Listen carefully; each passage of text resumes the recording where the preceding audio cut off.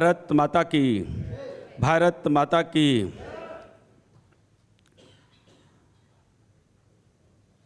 Rich live संस्था के द्वारा दिल्ली के हृदय स्थली कॉन्स्टिट्यूंस क्लब में आयोजित इस कार्यक्रम के आयोजक सम्मानीय डॉक्टर तपस पांडा जी और इस कार्यक्रम में हमारे मुख्य अतिथि हमारे सबके मार्गदर्शक सम्मानीय भगन सिंह कुलस्ते जी और यहाँ हमारे डॉक्टर सुभाष शेखर आचार्य जी,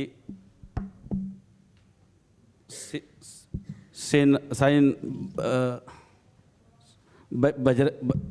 जी, बलराज जी, हमारे स्वामी जी और हमारे पानीग्राही जी जो कि उड़ीसा से अभी आप सबको संबोधित किया। मैं डॉक्टर तपस पांडा जी के साथ एक और कार्यक्रम में मुझे जाने का सौभाग्य मिला जो उड़ीसा राज्य के कोणार्क में। और जैसे कि डॉक्टर पांडा जी रिच लाइव के माध्यम से सभी संगठनों को समाज को जोड़ने का काम कर रहे हैं, उनका उद्देश्य है और सभी मानव समाज के कल्याण के लिए शिक्षा, स्वास्थ्य, रोड, सड़क, बिजली जो भी मूलभूत सुविधा उपलब्ध कराना और भारत माता का गौरव बढ़ाना इनका उद्देश्य बताया गया है। क्योंकि हम लोग कलियुग में हैं। मैं एक श्लोक में सुना हूँ, तृतीया मंत्र शक्तिश्च ज्ञान शक्ति कृतयुगे द्वापार युद्ध शक्तिश्च संगय शक्ति कलियुगे। भगवान राम तृतीया युग में समाज कल्याण के लिए, देश समाज के लिए जो भी कार्य किया, तृतीया मंत्र शक्ति के दम पे कार्य किया। जैसे रावण जैसे आतताई को अगर वो गलत करने लगे तो रोकने के लिए मंत्र शक्ति का सहारा लिए थे, तृतीया मंत्र शक्ति। च ज्ञान शक्ति कृतयुगे, हिरण्य जैसा व्यक्ति को रोकने के लिए भगवान को नरसिंह अवतार में ज्ञान शक्ति का प्रयोग करना पड़ा था। और द्वापार में भगवान कृष्ण को जन्म से बाल्यकाल से पुतना से लेकर महाभारत युद्ध तक जो भी कार्य किए युद्ध शक्ति के बल पर उन्होंने कार्य किया था। लेकिन हम लोग कलयुग में हैं और कलयुग में संगठन शक्ति का युग बताया गया है, एकता शक्ति का युग बताया गया है। और कहीं ना कहीं इसी कमी के कारण हम जिस भारत माँ का गौरव का गुणगान करते हैं, भारत माता की जयकार करते हैं, इसी भारतवर्ष को अंग्रेज़ों, मुग़लों से और कई आतताइयों से हमको लगभग 1600 साल का गुलामी झेलना पड़ा। और कहीं ना कहीं 26 जनवरी 1950 को हमें संविधान 26 जनवरी 1947 15 अगस्त 1947 को देश आज़ाद हुआ, 26 जनवरी 1950 को हमको संविधान मिला और आज़ादी के हम 78 वर्ष में प्रवेश कर चुके हैं। और आज़ादी के 78 वर्ष के प्रवेश करने के बाद जो हमें संविधान में, हमें लोकतांत्रिक प्रणाली में हमारा इस देश के नागरिकों को इस संविधान मालिक बनाया और अपना जनप्रतिनिधि चुन के अपना क्षेत्र के, अपने राज्य के, अपने देश के विकास के लिए हमको एक राजनीतिक मंच दिया। और कहीं ना कहीं ये परंपरा अभी तक चलता आ रहा है। लेकिन दुर्भाग्य से जिस भारत माता की जयकार करते हैं उस भारत माँ का माते में जम्मू कश्मीर, जिसको भारत माता का मुकुट कहा जाता है, उसी जम्मू कश्मीर जो भारत माता का मुकुट में धारा 370-35 से जैसा काला कानून तोप के रखा और उन लोग ये भी दावा करते थे कि धारा 370-35 से कभी ख़त्म नहीं होगा। लेकिन हमारे देश के यशस्वी वर्तमान प्रधानमंत्री नरेंद्र मोदी जी ने भारत माँ के माते से कलंक हटा के जम्मू कश्मीर से धारा 370-35 से जैसे काला कानून को हटा करके भारत माँ का माते से कलंक हटाया।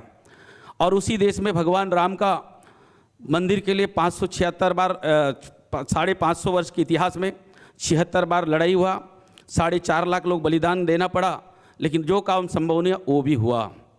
और इसके साथ साथ इस देश के गांव, गरीब, किसान, मजदूर के लिए जो हम जिस कल्पना के साथ मानव समाज के कल्याण की बात करके हम करते हैं और सबका साथ सबका विकास का नारा देखे, वो संभव नहीं हुआ।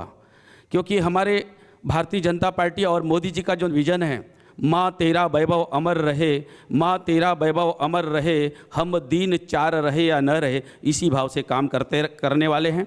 इसीलिए उन्होंने महज 10 साल के शासनकाल में 2047 में भारत को विकसित राष्ट्र बनाने का सपना भी तय कर दिया। क्योंकि मैं इसलिए इस बात को बोल रहा हूँ, मैं जिस बस्तर में रहता हूँ, आज़ादी के 78 वर्ष के बाद भी आज भी रोड, सड़क, बिजली, पानी, शिक्षा, स्वास्थ्य आज भी हमारे लोग वंचित है। और बस्तर जिला केरल राज्य से बड़ा, इजराइल बेल्जियम देश से बड़ा क्षेत्रफल का बस्तर, जल जंगल जमीन खनिज संपदाओं से भरा बस्तर, लेकिन आज वहाँ के लोगों को रोड सड़क बिजली पानी शिक्षा स्वास्थ्य जैसे मूलभूत सुविधाओं से आज भी वंचित होना पड़ा है। जबकि इसी देश के राष्ट्रपिता महात्मा गांधी ने कहा था, भारत का आत्मा गांव में बसता है। अगर इस देश का आत्मा गांव में बसता है तो मैं जैसे आप लोगों के बीच में बोल रहा हूँ, महेश कश्यप सांसद के रूप में आप मुझे देख रहे हैं, लेकिन मैं जीव आत्मा के दम पर यहाँ खड़ा हूँ, जिसके कारण यहाँ खड़ा हूँ। मेरा शरीर का अगर पहचान है, अगर शरीर से आत्मा निकाल दिया जाए, मृत घोषित करके आप लोग जला देंगे, गाड़ देंगे। तो अगर इस देश का आत्मा गांव है तो गांव के बारे में किसी ने नहीं सोचा, अभी तक किसी ने नहीं सोचा। लेकिन आदरणीय प्रधानमंत्री मोदी जी ने, आदरणीय अटल जी ने सोचा। 2000 में जब मैं छत्तीसगढ़ की बात थोड़ा जिक्र इसलिए कर रहा हूँ, छत्तीसगढ़ को, बस्तर को काला पानी का सजा माना जाता था 2000 से पहले, लेकिन सरदार अटल बिहारी वाजपेयी जी ने 1 नवंबर 2000 को छत्तीसगढ़ बना के दिया।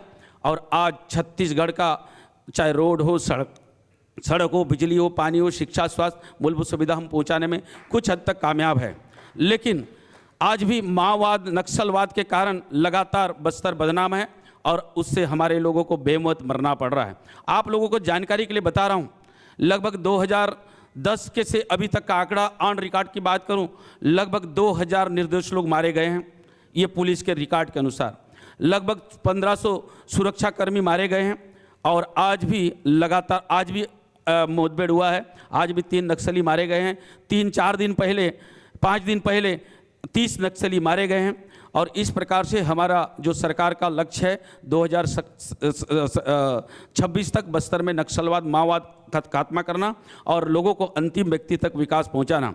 हम 2047 में विकसित भारत का अगर कल्पना कर रहे हैं तो उस गांव के बारे में सोचना पड़ेगा, उस क्षेत्र के बारे में भी सोचना पड़ेगा।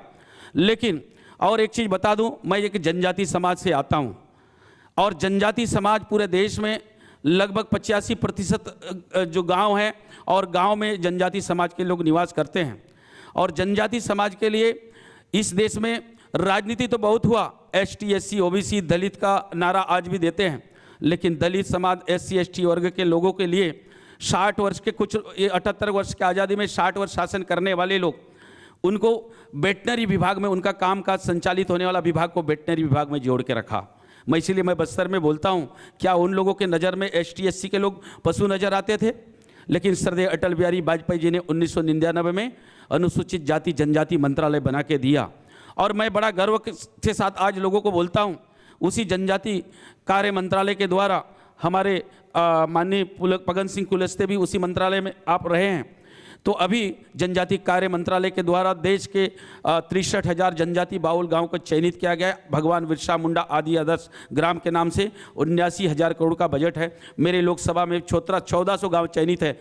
कहीं ना कहीं उस गांव तक अगर विकास पहुंचेगा तो अभी ये पहुंचने के लिए ये कल्पना किसी ने किया, ये सोच किसी ने किया तो हमारे मोदी जी ने। तो कुल मिला के अगर भारत को विकसित राष्ट्र बनाना है 2047 तक, तो कहीं ना कहीं उस बस्तर को भी सोचना पड़ेगा, उस जम्मू कश्मीर के बारे में सोचना पड़ेगा। वो नागालैंड मणिपुर इसी देश का हिस्सा है, लेकिन कहीं ना कहीं वहाँ आज भी किसी ना किसी प्रकार का समस्या है, आपसी संघर्ष है। और मानव समाज के लिए मानव ही आज एक प्रकार से खतरा बन के खड़ा है। मैं तो बोलता हूँ नक्सलवाद या आतंकवाद अलगाववाद कौन है? हमारे आपके जैसे वो भी मनुष्य है।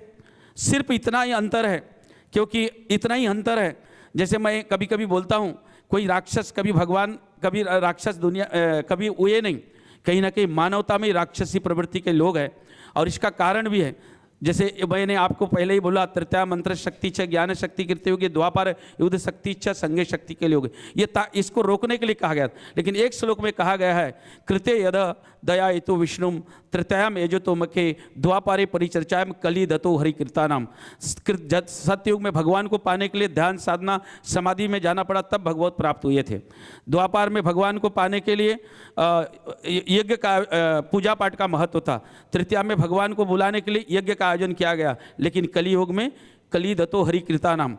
तो कहीं ना कहीं ये नाम शक्ति से आज जो संघर्ष चल रहा है, ये धर्म वो धर्म, आखिर वो भी मनुष्य ये भी मनुष्य, सिर्फ विचारधारा में ये दानवी प्रवृत्ति के लोगों के कारण चाहे आतंकवाद हो, नक्सलवाद हो, अलगाववाद हो, चाहे इस देश के जो लोग गुलामी करके रखे, इन्हीं लोगों के कारण इस प्रकार से इस भारत माँ को, जो विश्व गुरु देवभूमि भारत को आज भी झेलना पड़ रहा है। लेकिन निश्चित ही हमारा जो विजन है, हमारा जो सोच है, हमारा जो लक्ष्य है, उस ओर आगे बढ़ रहे हैं। और कहीं ना कहीं इसके लिए ऐसे ही सामाजिक, धार्मिक, राष्ट्रीय विचारधारा का संगठन को एकता होने का जरूरत है। क्योंकि मैं इसीलिए बात को बोल रहा हूँ, आज हम 1 अरब 43 करोड़ लोग रहते हैं, लेकिन मैं इजराइल का बात को फिर से मैं अरब बस्तर में बोलता हूँ। जो इजराइल 1948 में बसाया गया, हमारे भारत को 1947 में आज़ाद कराया गया, और वो इजराइल मात्र 93 लाख का देश आज दुनिया के 6 देश के साथ लगातार लड़ते रहता है, कभी परास्त नहीं होता है। लेकिन हम इतने बड़े देश के लोग, हमारे लोग ही प्रश्न खड़ा करते हैं, कभी निर्दोष लोगों को हमला करना, निर्दोष लोगों को मारना। हमारे बस्तर में जब नक्सली के ऊपर हमला होता है तो यही दिल्ली के लोग, कुछ लोग वहाँ जाते हैं और दावा बोलते हैं, जेएनयू जैसे लोग क्या बोलते हैं, निर्दोष लोगों को हमला, निर्दोष लोगों को फर्जी मुठभेड़ का आरोप लगाते हैं। लेकिन उनको हमें वास्तव में धरती में जाके धरातल में देखना चाहिए, तब समझ में आएगा। तो इस प्रकार से दिशा विहीन करके कुछ लोग काम करते हैं, जिसके कारण हमारा देश आज बटा हुआ है, आज जिस प्रकार से लोगों की नज़र में दिखता है। लेकिन अब वो समय गया, अब वो समय आ गया है कि हम निश्चित ही 2047 तक विकसित राज्य बनाएंगे। और आप जैसे संगठन, समाज से भी राष्ट्रभक्त लोग खड़े एक मंच में एक साथ चलेंगे तो निश्चित ही हमारी भारत माता का गौरव बढ़ेगा। आज के अवसर पर मुझे यहाँ आमंत्रित किया गया, मुझे बोलने का अवसर दिया, और बड़े लोगों के सामने छोटे आदमी को बोलना शोभा नहीं देता, जैसे सूर्य के सामने दीपक दिखाना ऐसा लगता है। लेकिन मैं फिर भी साहस करके बोलने का प्रयास किया, और ऐसे संस्था संगठन से जुड़ने से ये सब सीखने को मिलता है। मैं कभी कभी सोचता हूँ, मैं एक छोटा सा गांव का, मेरा जन्म छोटा सा गांव, 60 परिवार है। मेरे माँ बाप कभी राजनीति में नहीं थे, ना नौकरी में नहीं थे, मैं सामान्य गरीब किसान का बेटा हूँ। लेकिन एक सामाजिक संगठन में मुझे काम करने का मौका मिला, और राजनीति के शुद्ध रूप से राजनीतिक क्षेत्र में 2021 में आया, और विश्व के सबसे बड़ी राजनीतिक पार्टी की तरफ से मुझे प्रत्याशी बनाया गया। और बस्तर के देवतुल्य जनता भारत के लोकतंत्र मंदिर में सांसद बना के भेज दिया। तो कहीं ना कहीं ऐसे सामाजिक संगठन से वो आशीर्वाद के कारण वो सीखने मिला, तभी जाके आज यहाँ बोलने का साहस कर रहा हूँ। तो आज मेरे बोलने से कोई त्रुटि हुआ तो क्षमा चाहता हूँ। भारत माता की जय, दंतेश्वरी माई की जय।